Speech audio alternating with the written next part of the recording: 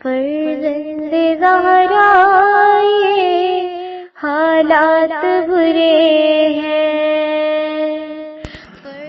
کاشانہ بصیرت ایک ایسا مکمل یوٹیوب چینل جس پر محروم بصارت کے لیے بالخصوص اور تمام افراد کے لیے بالعموم سینکڑوں کی تعداد میں اسلامی کتب دستیاب ہیں۔ لہذا گزارش ہے کہ آپ اپنی ذمہ داری نبھاتے ہوئے کاشانہ بصیرت کو سبسکرائب کرنے کے ساتھ ساتھ بیل آئیکن کو پریس کیجیے تاکہ آپ علم کے حصول کے ساتھ ساتھ مذہب اہل بیت کی اشاعت میں بھی اہم کردار ادا کرتے رہیں۔ کاشانہ بصیرت۔ فرزند زہرا یہ حالات برے ہیں۔ بسم اللہ الرحمن الرحیم۔ السلام علیکم۔ یہ کتاب آپ کے لیے کاشانہ بصیرت کی یوٹیوب چینل کی جانب سے ریکارڈ کی جا رہی ہے۔ نام کتاب سعادت الدارین فی مقتل الحسین، تالیف علامہ شیخ محمود حسین نجفی۔ اب ہم کتاب کا پارٹ نمبر 32 پڑھیں گے۔ 22واں باب انصار حسینی کے مختصر حالات و شہادات اور ان کے زرعی کارناموں کا بقیہ حصہ، صفحہ نمبر 363۔ آخری جنگ مغلوبہ۔ آغاز جنگ سے لے کر قریباً دوپہر تک مبارزت طلبی میں فوج یزید کو جو برابر نقصان پہنچ رہا تھا، اس نے سالاروں کے اوسان خطا کر دیے تھے، باوجود یہ کہ ان کی تعداد ہزاروں سے متجاوز تھی۔ بھوک و پیاس کی کوئی تکلیف نہ تھی، اور دوسری طرف مٹھی بھر چند بھوکے پیاسے سپاہی ہیں مگر چٹان کی طرح ڈٹے ہوئے۔ ایک بھی شہید ہوتا ہے تو بیسیوں ناریوں کو واصل جہنم کرنے کے بعد۔ اس بات نے مخالف کو بوکھلا دیا، چنانچہ شمر ذی الجوشن نے یکبارگی میسرہ حسینی پر حملہ کر دیا، جسے اصحاب حسینی نے بڑی جافشانی اور دلیری سے پسپا کر دیا۔ کتاب کا حوالہ ہے کامل جلد نمبر 3 صفحہ نمبر 291 وغیرہ۔ جناب زہیر بن قین نے اپنے 10 ہمراہیوں کے ساتھ شمر اور اس کے سپاہیوں پر تابڑ توڑ حملے کر کے انہیں بھگا دیا۔ حسینی سواروں کی تعداد اگرچہ کل کم و بیش 32 تھی، مگر وہ جس سب پر حملہ کرتے اس کو تیتر بیتر کر دیتے تھے۔ یہی کیفیت دیکھ کر عزرہ بن قیس جو سپاہی ابن سعد کے سواروں کا سردار تھا، اس نے پسر سعد کے پاس پیغام بھیجا کہ کیا آپ صبح سے دیکھ نہیں رہے جو اس مختصر جماعت سے میرے سواروں کی حالت ہو رہی ہے، اس لیے لڑنے والوں اور تیر اندازوں سے میری کمک کرو۔ عمر بن سعد نے پہلے تو شبز بن ربی کی طرف، جو کہ پیادہ فوج کا افسر تھا، کمک کے لیے آدمی بھیجا، مگر شبز کے لیے تو لیل کرنے کی وجہ سے حسین بن تمیم نمیر حوالہ ہے کتاب کا کامل جلد نمبر 3 صفحہ نمبر 291 کو 500 تیر انداز دے کر عزرہ کی مدد کے لیے روانہ کیا۔ چنانچہ انہوں نے سپاہی حسینی کے قریب پہنچ کر تیروں کی بارش شروع کر دی، مگر واہر طاقت حق صحابہ حسینی نے اس جرأت و دلیری سے ڈٹ کر مقابلہ کیا کہ جس کی نظیر کم دیکھی گئی ہوگی، حتیٰ کہ مخالف کے دانت کھٹے ہو گئے۔ لیکن اس جنگ میں اصحاب حسینی کا نقصان یہ ہوا کہ علاوہ کئی اصحاب کی شہادت کے جتنے گھوڑے تھے وہ سب کے سب پائے ہو گئے۔ اب سب اصحاب پیادہ تھے۔ کتاب کا حوالہ ہے کامل جلد نمبر 3 صفحہ نمبر 291 وغیرہ۔ گھمسان کا رنگ پڑ رہا تھا۔ مخالف چاہتا تھا کہ اس مٹھی بھر فوج کا چاروں طرف سے محاصرہ کر لے، مگر موجودہ صورت میں ایسا کرنا ممکن نہ تھا، کیونکہ دوسری جانب خیام تھے جو امام نے شب عاشورہ اپنے حسن تدبیر سے ملا دیے تھے۔ اس لیے ابن سعد نے حکم دیا کہ خیموں کی تنابیں کاٹ دی جائیں۔ چنانچہ اشقیاء تنابیں کاٹنے کے لیے دوڑے۔ ادھر حسینی جماعت نے بڑی حکمت عملی سے کام لیا، 2-2 4-4 ہو کر اپنے خیام کے اندر گھس گئے۔ جو ہی کوئی سپاہی تنابیں کاٹنے لگتا اسے قتل کر دیتے، اس کی نجس لاش باہر پھینک دیتے۔ یہ کیفیت دیکھ کر پسر سعد نے حکم دیا کہ حسینی خیام کو جو دوسرے خیام سے قدر علیحدہ تھے آگ لگا دی جائے۔ اصحاب نے مزاحمت کرنا چاہی، مگر امام نے فرمایا انہیں ایسا کرنے دو، اس طرح بھی ان کا مقصد پورا نہیں ہو سکے گا، کیونکہ آگ کے شعلوں کی وجہ سے ادھر سے حملہ نہیں کر سکیں گے۔ چنانچہ ایسے ہی ہوا اور ان کی یہ تدبیر ضائع ہو گئی۔ کتاب کا حوالہ ہے طبری جلد نمبر 6 صفحہ نمبر 291۔ مذکورہ بالا واقعے پر تنقید۔ اگرچہ اکثر ارباب مقاتل نے طبری اور ابن اسیر کے بیان کے مطابق یہی لکھا کہ خیام کو جلا دیا گیا، مگر حالات پر نظر غیر ڈالنے سے معلوم ہوتا ہے کہ سید الشہداء کے حین حیات میں ایسا نہیں ہوا۔ ہاں اس انتہائی گھنونے جرم شنی کی دھمکی اور اس کے اقدام کی ناکام کوشش ضرور کی گئی۔ چنانچہ اکثر کتب سیر و تواریخ میں مذکور ہے کہ شمر بن ذی الجوشن نے آگے بڑھ کر خیام حسینی پر نیزہ مارتے ہوئے کہا، آگ لاؤ تاکہ میں اس گھر کو گھر والوں سمیت جلا دوں۔ یہ منحوس آواز سن کر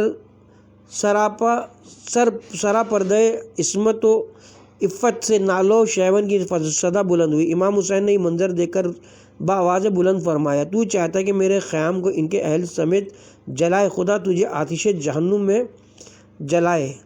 حمید بن مسلم نے شمر سے کہا، باخدا مردوں کے قتل سے ہی تمہارا حاکم خوش ہو جائے گا۔ شمر نے حمید کے اس مشورے کو درخور اطمینان نہ سمجھا۔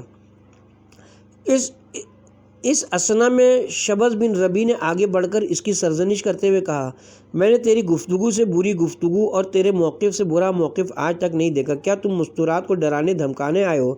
اس پر شمر جھیپ گیا اور واپس لوٹ گیا۔ کتاب کا حوالہ ہے تاریخ طبری جلد نمبر 6 صفحہ نمبر 251، کامل جلد نمبر 3 صفحہ نمبر 291، بحار الانوار جلد نمبر 10 صفحہ نمبر 197، لوائج الاشجان صفحہ نمبر 124، نفس المحموم صفحہ نمبر 124، قمقام صفحہ نمبر 247، مقتول الحسین صفحہ نمبر 274 وغیرہ۔ امام حسین کی نماز ظہر کا قیامت خیز منظر۔ یہ قیامت خیز ہنگامہ زوال سے قریباً 1 گھنٹہ پہلے شروع ہوا، جس نے زوال تک طول کھینچا۔ جب ملاحین واپس لوٹے تو اس وقت امام کی جماعت جو پہلے ہی قلیل تھی اب قلیل سے قلیل تر ہو چکی تھی، مگر فوج مخالف میں باوجود نقصان عظیم کے باوجہ غیر معمولی کثرت کی کوئی خاص کمی محسوس نہیں ہوتی تھی۔ اس وقت جناب ابو ثمامہ صداوی نے خدمت امام میں عرض کیا، میں آپ پر قربان ہوں، یہ ملاحین بالکل قریب پہنچ گئے، خدا کی قسم جب تک میں زندہ ہوں یہ آپ تک نہیں پہنچ سکتے۔ میری خواہش ہے کہ جب خدا کی بارگاہ میں حاضر ہوں تو یہ آخری نماز جس کا وقت قریب ہے آپ کے ساتھ پڑھ کر ابو ثمامہ کی یہ درخواست سن کر امام حسین نے آسمان کی طرف نگاہ بلند کی، پھر فرمایا، تو نے ایسے کٹھن حالات میں نماز کو یاد کیا، خدا تیرا حشر و نشر نماز گزاروں کے ساتھ کرے۔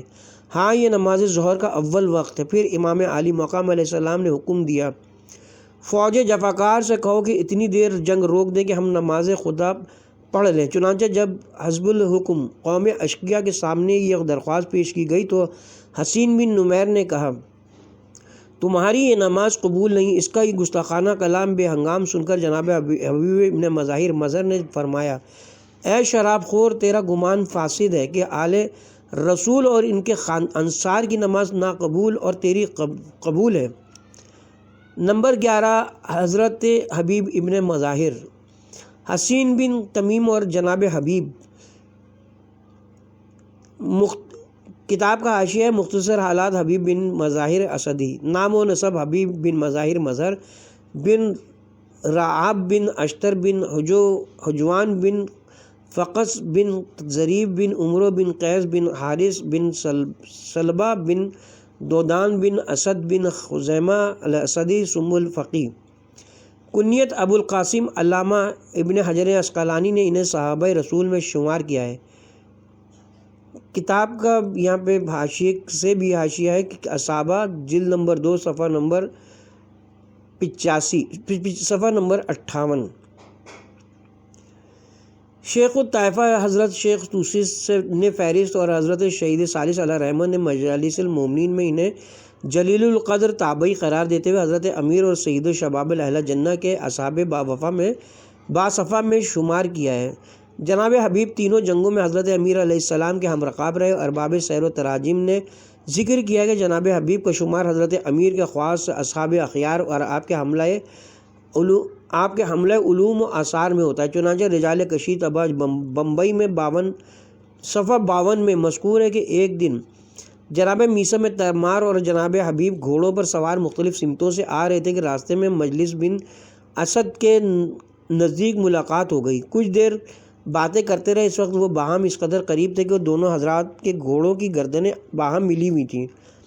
پھر جناب حبیب نے کہا، میں گویا ایک عمر رسیدہ بزرگ کو دیکھ رہا ہوں جن کے سر کے اگلے حصے پر بال نہیں، پیٹ بڑا ہوا ہے اور دارالرزق کے پاس خربوزے بیچتا ہے۔ اسے محبت اہل بیت کے جرم کی پاداش میں سولی پر لٹکا دیا گیا۔ یہ سن کر جناب میثم تمار نے کہا، میں بھی ایک ایسے شخص کو پہچانتا ہوں جس کا رنگ سرخ و سفید ہے اور سر پر 2 گیسو ہیں، جو اپنے رسول کی دختر کے فرزند کی نصرت کے لیے نکلے گا اور قتل کر دیا جائے گا اور پھر اس کے سر کو کوفہ کے بازاروں میں پھرایا جائے گا۔ اس گفتگو کے بعد وہ جدا ہو گئے۔ کچھ لوگ جو ان دونوں بزرگواروں کی اس پراسرار گفتگو کو سن رہے تھے کہنے لگے، ہم نے ان سے زیادہ کوئی جھوٹا نہیں دیکھا۔ ابھی اہل مجلس اسی جگہ پر موجود تھے کہ جناب رشید ہجری ان دونوں کو تلاش کرتے ہوئے وہاں آ پہنچے اور اہل مجلس سے ان کے بارے میں استفسار کیا۔ انہوں نے بتایا کہ ابھی بھی وہ یہاں موجود تھی اور کس قسم کی باتیں کر رہے تھے۔ جناب رشید نے ان کا باہمی مکالمہ سن کر فرمایا، خدا میثم پر رحم فرمائے، وہ اس قدر بات بھول گئے کہ جو دختر رسول کے اس ناصر کا سر دربار میں پیش کرے گا اسے دوسروں سے 100 درہم زیادہ انعام دیا جائے گا۔ یہ بیان کر کے جناب رشید چلے گئے۔ ان کے چلے جانے کے بعد لوگوں نے کہا باخدا یہ ان دونوں سے بھی زیادہ جھوٹا ہے۔ راویان اخبار کا بیان ہے کہ کوئی زیادہ مدت نہیں گزری تھی کہ ہم نے کوفے کے اندر عمرو بن حریث کے دروازے پر جناب میثم تمار کو سولی پر لٹکا ہوا اور جناب حبیب بن مظاہر کے سر کو کوفے کے بازاروں میں پھراتے ہوئے دیکھا۔ اس طرح ان بزرگواروں نے جو کچھ کہا تھا ہم نے وہ بچشم خود دیکھ لیا۔ ارباب سیر و تواریخ کا بیان ہے کہ جناب مسلم بن عقیل کی کوفے میں تشریف آوری کے بعد جناب حبیب اور جناب مسلم بن اوسجہ ان کے سرگرم رکن تھے جو لوگوں سے سرکار سید الشہداء علیہ السلام کے لیے بیعت لیتے تھے، لیکن جب اہل کوفہ نے جناب مسلم کا ساتھ چھوڑ دیا اور جناب مسلم گرفتار کر لیے گئے تو ان دونوں حضرات کو ان کی قوم و قبیلہ نے روپوش کر دیا، تاکہ جب ان کو حضرت امام حسین علیہ السلام کے کربلا میں تشریف لانے کی اطلاع ملی تو یہ دونوں بزرگوار بامشکل تمام گھر سے نکل کر دن کو چھپتے اور رات کو منازل سفر طے کرتے ہوئے 7ویں یا 8ویں شب محرم کو بارگاہ امام میں پہنچ گئے۔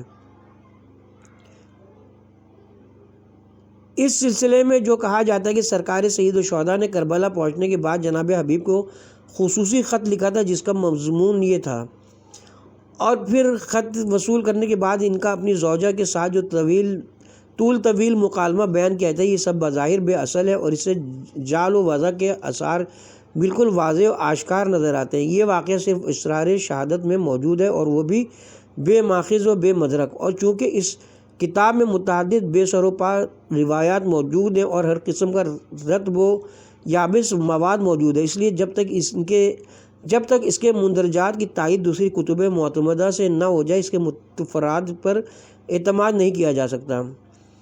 اس کتاب کی تفصیلی کیفیت معلوم کرنے کے لیے لؤلؤ والمرجان محدث نوری کی طرف رجوع کیا جائے۔ جناب حبیب کی جلالت قدر کی ایک یہ بھی بین دلیل ہے کہ باوجود پیرانہ سالی کے امام نے اپنے مختصر لشکر کے میسرہ کی کمان انہی کے ہاتھ میں دی تھی، جیسا کہ پہلے ترتیب لشکر کے ضمن میں بیان کیا جا چکا ہے، حاشیہ بھی جاری ہے۔ اسی طرح شب عاشورہ جناب زینب عالیہ کا امام علیہ السلام کی خدمت میں عرض کرنا کہ باقی ماندہ صاحب کا امتحان لے لیا ہے، اور امام کا ان کو تسلی دینا، نافع بن ہلال کا جناب حبیب کو اس واقعے کی اطلاع دینا اور جناب حبیب کا دیگر اصحاب حسینی کو اطلاع دے کر شمشیر بکف اور سروں سے امامے اتار کر خیام حسینی کے دروازے پر حاضر ہو کر مخدرات عصمت و طہارت کو اپنی نصرت و تائید کا یقین دلانا اور بیویوں کا ان کو فرمانا جو کہ شب عاشور کے واقعات میں گزر چکا ہے، یہ سب حقائق جناب حبیب کی عظمت کے انمٹ نقوش ہیں۔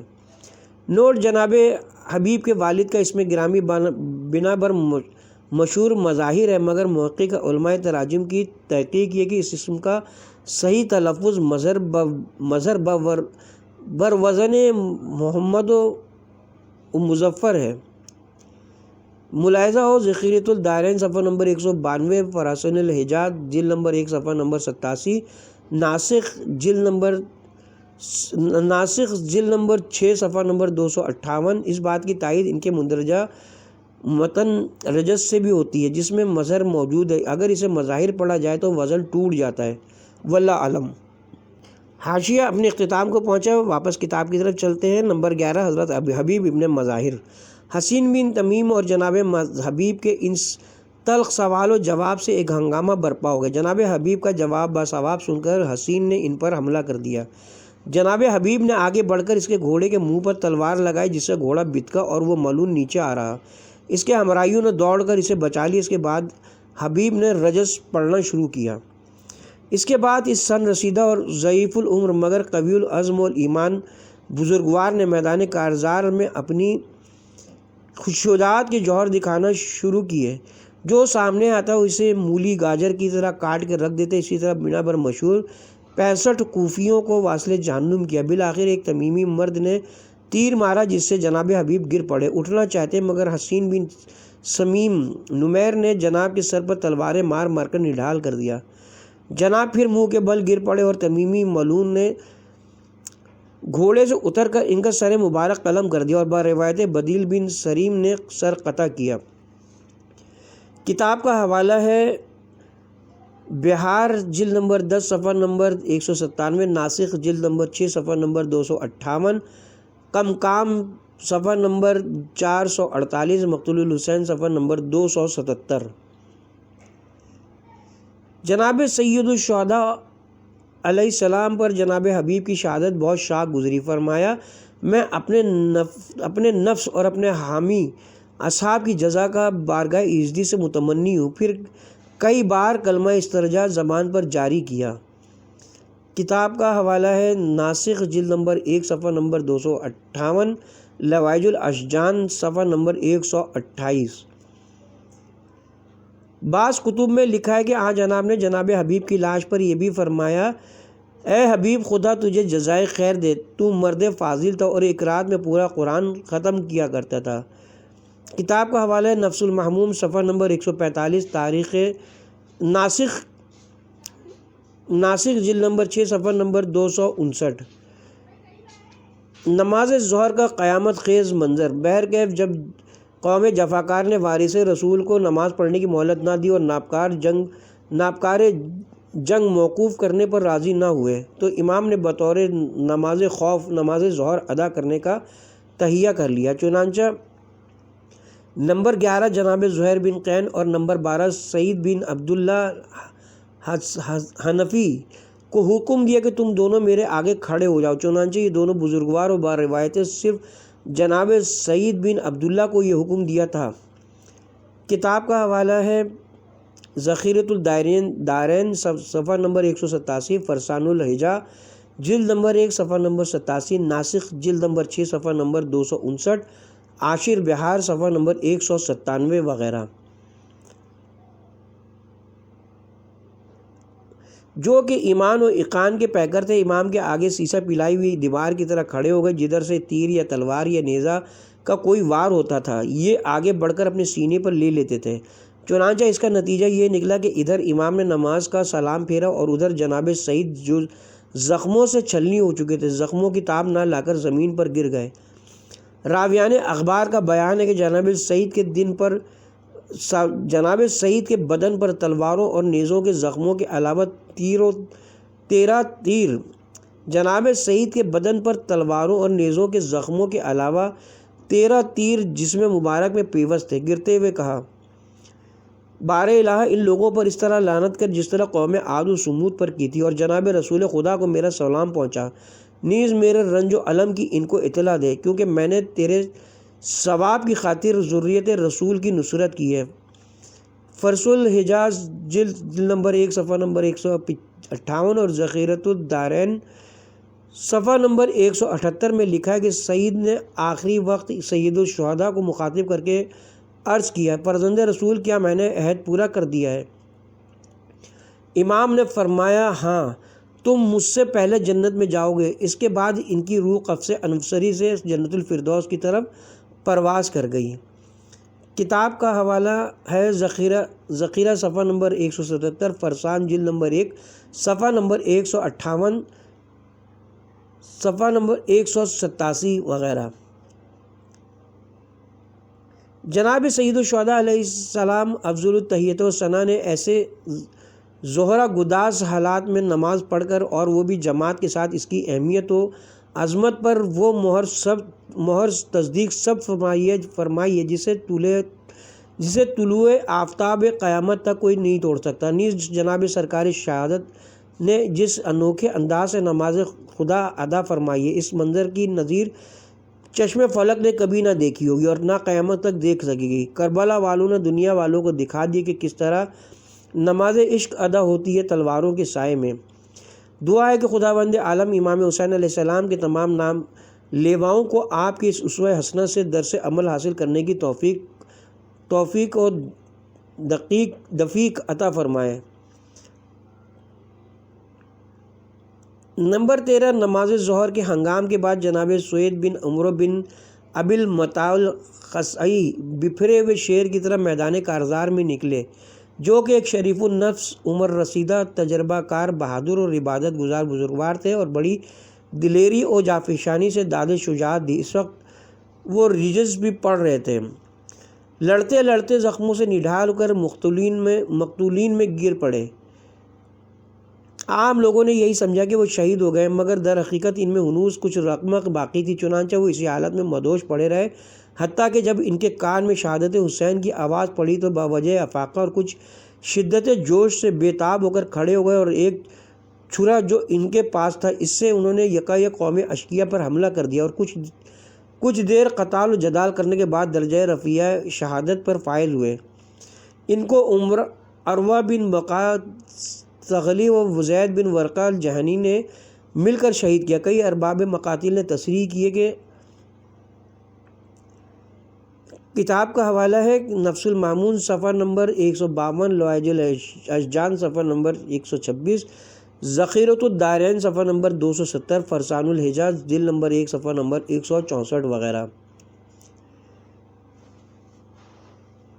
نمبر 14، زہیر بن قین البجلی۔ جناب زہیر کا شمار عرب کے مشہور اشراف روزگار اور نامی گرامی شہسواران میدان کارزار میں ہوتا تھا۔ کوفے کے باشندے تھے۔ جناب زہیر پہلے عثمانی مسلک تھے، مگر سن 60 ہجری میں حج بیت اللہ سے مشرف ہوئے اور واپسی پر راستے میں حضرت خامس علیبہ سے منزل زرود پر ان کی دعوت پر ملاقات ہوئی، اور پھر امام کی نظر کیمیائی اثر سے ان کی کایا پلٹ گئی اور علوی المذہب ہو گئے۔ امام علیہ السلام نے منزل زوحسم پر حر کے صدر راہ ہونے کے بعد جو خطبہ ارشاد فرمایا، اس وقت جناب زہیر نے جس طرح والہانہ اخلاص کا اظہار کیا تھا، اور شب عاشورہ امام کے اصحاب کو اذن رخصت دینے کے وقت جناب زہیر نے دوسرے فداکار اور مخلص اصحاب کی طرح جن فداکارانہ جذبات کا اظہار کیا تھا، ان سب باتوں کی تفصیل قبل ازیں اپنے اپنے مقام پر گزر چکی ہے۔ ان کے اخلاص و ایمان اور جنگی امور میں پوری مہارت رکھنے کا نتیجہ تھا کہ صبح عاشورہ جب امام علیہ السلام نے اپنے مختصر لشکر کو مرتب فرمایا تو میمنہ لشکر کی زمام قیادت جناب زہیر کے سپرد فرمائی۔ صبح عاشورہ امام الشہداء کے تاریخی خطبے کے بعد وہ باروایت پہلے اہل ضلال کو واض و بند کیا، اور آغاز جنگ ہوتے ہی جناب زہیر نے کئی بار اپنی خداداد شجاعت و شہامت کا عملی ثبوت دیا۔ قبل الظہر جب شمر نے حسینی سپاہ کے میسرے پر حملہ کر کے خیام حسینی کے جلانے کا ارادہ کیا تو 10 بدس جنگ میں بڑی جافشانی کے ساتھ جہاد کیا۔ بعد ازاں جب سرکار سید الشہداء نے نماز ظہر ادا فرمائی تو ایک قول کے مطابق جناب سعید بن عبداللہ حنفی کے ساتھ انہوں نے بھی حفاظت امام کا بے مثال فریضہ انجام دیا۔ نماز ظہر کے قیامت خیز منظر کے بعد جب پھر بڑی شدت سے میدان کارزار گرم ہوا تو جناب زہیر نے آخری بار جذبے شوق و شہادت سے سرشار ہو کر رجز پڑھتے ہوئے میدان کارزار میں قدم رکھا۔ پھر اس زور و شور سے فریضہ جہاد ادا کیا کہ 19 اور ایک روایت کے مطابق 120 ناریوں کو واصل جہنم کیا۔ بالآخر لڑتے لڑتے خود بھی زخموں سے نڈھال ہو گئے۔ اس اسنا میں کثیر بن عبداللہ الشیعی اور مہاجر بن اوس تیمیمی نے حملہ کر کے ان کو شہید کر دیا اور وہ ریاض رضوان کی طرف سدھار گئے۔ جب جناب زہیر زمین پر گرے تو سرکار سید الشہداء نے فرمایا، اے زہیر، خدا تمہیں دور ہلاک نہ کرے اور تیرے قاتل پر اس طرح لعنت کرے جس طرح ان لوگوں پر کی تھی جو بندر اور خنزیر کی شکل میں مسخ ہو گئے تھے۔ کتاب کا حوالہ ہے ذخیرۃ الدارین صفحہ نمبر 181، نفس المحموم صفحہ نمبر 148، لوائج الاشجان صفحہ نمبر 127، قمقام صفحہ نمبر 350، فرسان الحجاز جلد نمبر 1 صفحہ نمبر 142 وغیرہ۔ نمبر 15 شوزے بن عبداللہ حمدانی شاکری مولا شاکر۔ نمبر 16 عابس بن ابی شبیب بن شاکر بن ربیع بن مالک بن صحب بن معاویہ بن کثیر بن مالک بن جشم بن حاشد الحمدانی شاکری۔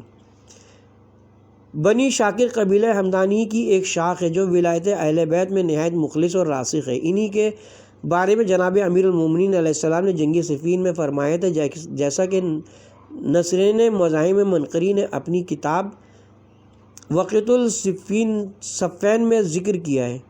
اگر اس قبیلے کی تعداد 1000 بھی ہوتی تو ان کی بدولت خدا کی اس طرح صحیح عبادت کی جاتی جیسا کہ اس کا حق ہے۔ نیز جناب کا یہ شعر بھی اسی خانوادے کے مدح میں ہے۔ جناب شوذب کے بارے میں ایک تحقیق۔ اس قبیلے کے لوگ بڑے نامی گرامی شاہسوار اور جری و جرار تھے۔ جناب شوذب بن عبداللہ مولا شاکر کے بارے میں عام تاثر تو یہی ہے کہ جناب عابس بن ابی شبیب کے جد شاگرد کے غلام تھے۔ ان کی وفات کے بعد جناب عابس سے وابستہ ہوئے اور یہ تاثر لفظ مولا شاکر سے اس مطلب کے متبادر علول ذہن ہونے کی وجہ سے پیدا ہوا، مگر ارباب علم و بصیرت جانتے کہ لفظ مولا چند معنی میں مشترک ہے۔ من جملہ ان معنی کے ایک معنی حلیف ہم قسم اور دوسرے معنی نزل بھی ہیں۔ عمدۃ المحدثین جناب شیخ عباس قمی غلام والے معنی کی نفی کرتے ہوئے فرماتے ہیں کہ ان کو مولا شاکر صرف اس بنا پر کہا جاتا ہے کہ وہ بنی شاکر کا حلیف یا نزیل تھے۔ کتاب کا حوالہ ہے نفس المحموم صفحہ نمبر 150۔ اسی طرح آقائے شیخ ذبیح اللہ محلاتی نے بھی ان کی غلامی کا انکار کرتے ہوئے ان کو مولا شاکر کہنے کی وجہ یہ لکھی ہے کہ درمیان قبیلہ بنی شاکر مسکن داشت، یعنی ان کا گھر بنی شاکر کے محلے میں تھا۔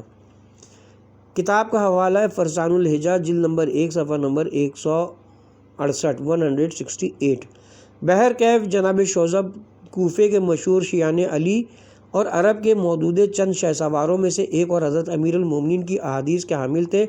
شیعان کوفہ ان کی مجلس میں حاضر ہو کر ان سے علمی استفادہ کیا کرتے تھے۔ اسی طرح جناب عابس بن ابی شبیب شاکری شیعان کوفہ کے اعیان و شجاعان میں سے تھے۔ نیز آپ ایک اچھے خطیب، شب زندہ دار اور تہجد گزار بزرگوار تھے۔ جب جناب مسلم نے اہل کوفہ کے حالات پر مشتمل مکتوب سید الشہداء کے نام سعید بن عبداللہ کے ہاتھ ارسال کیا، اس وقت جناب شوذب بھی ان کے ہمراہ تھے۔ اس طرح یہ دونوں بزرگوار مکہ مکرمہ سے کربلا تک برابر امام حسین کے ہمرکاب رہے، حتیٰ کہ روز عاشورہ نماز ظہر کے ہنگامے کے بعد عابس نے شوذب سے دریافت کیا، بتاؤ اب کیا ارادہ ہے؟ شوذب نے برجستہ جواب دیا، بھلا یہ بھی کوئی پوچھنے کی بات ہے کہ میں کیا کروں گا؟ میں آپ کے ساتھ مل کر دختر رسول کے فرزند کی نصرت میں جہاد کروں گا، یہاں تک کہ شہید ہو جاؤں۔ جناب عابس نے فرمایا، مجھے آپ سے یہی حسن ظن تھا۔ آگے بڑھ کر امام سے اذن جہاد لو تاکہ امام دوسرے اصحاب کی طرح تمہاری مصیبت کا صدمہ بھی برداشت کریں اور اس طرح اجر و ثواب بے حساب کا استحقاق حاصل کریں، اور میں بھی تمہاری مصیبت کا صدمہ جھیلوں۔ باخدا اگر اس وقت تم سے زیادہ مجھے کوئی عزیز ہوتا تو میری یہی خواہش ہوتی کہ وہ میرے سامنے جام شہادت نوش کرے اور میں اس کا صدمہ برداشت کروں۔ آج کا دن غنیمت ہے، جس قدر ممکن ہو آج اجر و ثواب حاصل کر لینا چاہیے، کیونکہ آج کے بعد سوائے حساب و کتاب کے اور کسی عمل کا موقع نہیں ملے گا۔ اصحاب کے رخصت ہونے اور امام کے اجازت دینے کا طریقہ۔ چنانچہ شوذب نے خدمت امام میں حاضر ہو کر سلام عرض کیا، السلام علیکہ یا ابن رسول اللہ۔ امام نے سلام کا جواب دیا، وعلیکہ السلام ونحن الخلفک۔ ارباب مقاتل نے لکھا ہے کہ اصحاب کرام اور امام علی مقام کا یہی طریقہ تھا کہ وہ وقت رخصت اسی طرح سلام کرتے اور امام اسی طرح جواب دیتے اور پھر آیت تلاوت فرماتے۔ کتاب کا حاشیہ ہے نفس المحموم صفحہ نمبر 160، مقتول المکرم صفحہ نمبر 281، مقتول العوالم صفحہ نمبر 85، مقتول الحسین للخوارزمی جلد نمبر 2 صفحہ نمبر 25، عاشر بہار صفحہ نمبر 195 وغیرہ۔ اجازت ملنے کے بعد میدان قتال میں گئے اور اس طرح لڑے جس طرح بہادر شہسوار لڑتے ہیں، حتیٰ کہ قوم جفاکار کی ایک جماعت قصیرہ کو واصل جہنم کرنے کے بعد خود بھی راہی فردوس سے بری ہوئے۔ شعیب کی شہادت کے بعد جناب عابس بن ابی شبیب شاکری خدمت امام میں حاضر ہوئے اور سلام کے بعد عرض کیا، اے ابو عبداللہ، خدا کی قسم اس وقت تمام روئے زمین پر مجھے نزدیک یا دور کا کوئی رشتہ دار یا تعلق دار آپ سے زیادہ عزیز اور محبوب نہیں ہے۔ اگر میرے پاس اپنی جان اور اپنے خون سے زیادہ عزیز و نفیس کوئی چیز موجود ہوتی جس کے ذریعے آپ سے ظلم و تعدی اور قتل کو دور کر سکتا تو یقیناً اس کے صرف کرنے میں دریغ نہ کرتا، بلکہ اسے نثار کرتا۔ میں خدا کو گواہ کر کے کہتا ہوں کہ میں آپ کے اور آپ کے والد ماجد کے برحق طریقے پر قائم ہوں۔ اس نے جہاد ملنے کے بعد تلوار کو میان سے نکال کر میدان وغا میں کود پڑے۔ جناب عابس بن ابی شبیب کے منہ پر تلوار کے زخم کا ایک نشان تھا جو آپ کو جنگ صفین میں لگا تھا۔ فوج مخالف کے ایک فوجی ربیع بن تمیم ہمدانی کا بیان ہے، جب میں نے عابس کو میدان جنگ میں آتے دیکھا تو انہیں فوراً پہچان لیا، کیونکہ قبل ازیں میں ان کو کئی جنگوں میں بالخصوص جنگ صفین میں دیکھ چکا تھا اور ان کی شجاعت کے عظیم کارناموں کا مشاہدہ کر چکا تھا۔ میں نے پکار کر کہا، لوگوں یہ زبردست شیر ہے، یہ ابن ابی شبیب ہے، خبردار تم میں سے کوئی بھی اس کے مقابلے میں نہ نکلو۔ چنانچہ جناب عابس نے بار بار مبارز طلب کیا مگر فوج مخالف سے کوئی نہ نکلا۔ ابن سعد نے فوج کو حکم دیا کہ ان پر ہر طرف سے پتھر برساؤ۔ جب جناب عابس نے یہ کیفیت دیکھی تو غصے میں آ کر ذرا اور خود اتار پھینکی اور پھر شمشیر بکف ہو کر فوج مخالف پر ٹوٹ پڑے۔ شخص مذکور بیان کرتے کہ باخودہ میں نے اپنی آنکھوں سے دیکھا کہ ان تابڑ توڑ حملوں میں عابس نے 200 سے زیادہ لوگوں کو پچھاڑا۔ یہ حالات دیکھ کر لوگ ان پر ہر چہار طرف سے ٹوٹ پڑے اور ان کو شہید کر کے ان کا سر قلم کر لیا۔ میں نے متعدد آدمیوں کو اپنی ناموری کی خاطر جھگڑتے ہوئے دیکھا۔ ان میں سے ہر ایک شخص یہ کہتا تھا کہ میں نے عابس کو قتل کیا۔ جب ان کو ابن سعد کے سامنے پیش کیا گیا تو اس نے یہ کہہ کر ان کا جھگڑا ختم کیا کہ ان کو کسی ایک شخص نے قتل نہیں کیا بلکہ تم سب نے مل کر کیا ہے۔ کتاب کا حوالہ ہے ذخیرۃ الدارین صفحہ نمبر 251، فرسان الحجاج جلد نمبر 1 صفحہ نمبر 168 اور 180، نفس المحموم صفحہ نمبر 150، لوائج الاشجان صفحہ نمبر 127، عاشر بہار صفحہ نمبر 199، قمام صفحہ نمبر 352، ناسخ جلد نمبر 6 صفحہ نمبر 264 وغیرہ۔ اس کے ساتھ ہی یہاں پر اب ہم کتاب کے پارٹ نمبر 32 کا اختتام کرتے ہیں۔